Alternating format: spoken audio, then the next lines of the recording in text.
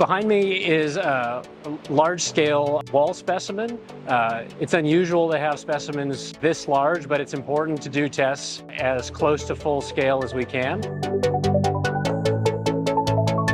We're studying using what's called mechanical couplers to connect rebar in reinforced concrete walls.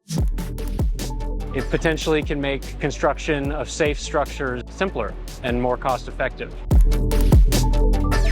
We're simulating earthquake-type loads to see the mechanics of how the wall behaves under those kinds of displacements.